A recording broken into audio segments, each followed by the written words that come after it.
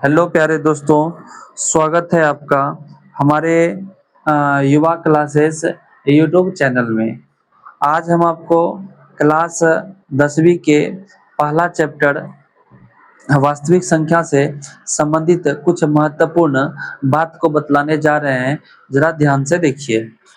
जो आपका वास्तविक संख्या है, इसमें कुल 10 प्रकार की संख्या पढ़नी होती है, जिसमें कि पहली जो संख्या है वो आपका प्राकृतिक संख्या है। और प्राकृतिक संख्या वैसी संख्या होती है जिसकी गिनती हम 1 से शुरू करते हैं, और सबसे छोटी प्राकृतिक जो संख्या है वो आपका 1 है। वहीं दूसरी जो संख्या होती है पूर्ण संख्या होती है। पूर्ण संख्या जिसकी गिनती हम 0 से शुरू करते हैं वो आपका पूर्ण संख्या होती है।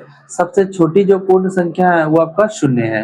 वहीं सम संख्या की बात करें तो वैसी संख्या जिसमें आपका जो है 2 से पूरा-पूरी भाग लग जाए, वह सम संख्या कहलाती है। सबसे छोटी जो सम संख्या है वो आपका 2 है। वहीं सबसे बड़ी भी सम संख्या पूछ दे तो आपका वो अनंत इनफिनाइट हो जाएगा।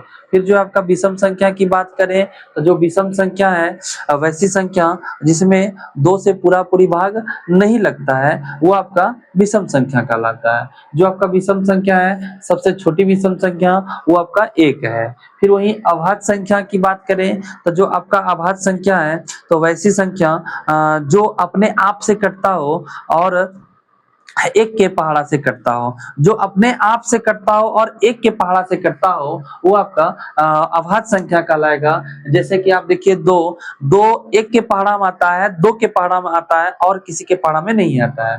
फिर 3 के पहाड़ा में देखिएगा, 3 जो है आपका 3 के पहाड़ा में आएगा, 1 के पहाड़ा में आएगा, अन्यथा और किसी के पहाड़ा में नहीं आएगा। 5 जो है 1 के पहाड़ा में आता है, 5 के पहाड़ा में आता है और किसी के पहाड़ा में नहीं आता है। और जो सबसे छोटी अभाज्य संख्या होती है वो आपका 2 है। भाज्य संख्या अगर देखें तो भाज्य संख्या वैसी संख्या होती है जिसका गुणनखंड जो है आपका 2 से ज्यादा होता है। भाज्य संख्या वैसी संख्या होती है जिसका गुणनखंड क्या है आपका 2 से ज्यादा होता है, वो आपका भाज्य संख्या होता है। जैसे 4 को देखिए, 4 का गुणनखंड जो है 4 का पहाड़ा 1 में भी आता है, फिर जो है 2 के पहाड़ा में भी 4 आता है, फिर आपका 4 के पहाड़ा में भी 4 आता है। तो इस प्रकार यहाँ 3 गुणनखंड हो गया। तो जिसका जो है 2 से ज्यादा गुणनखंड होगा वो आपका जो है कहलाएगा भाज्य संख्या।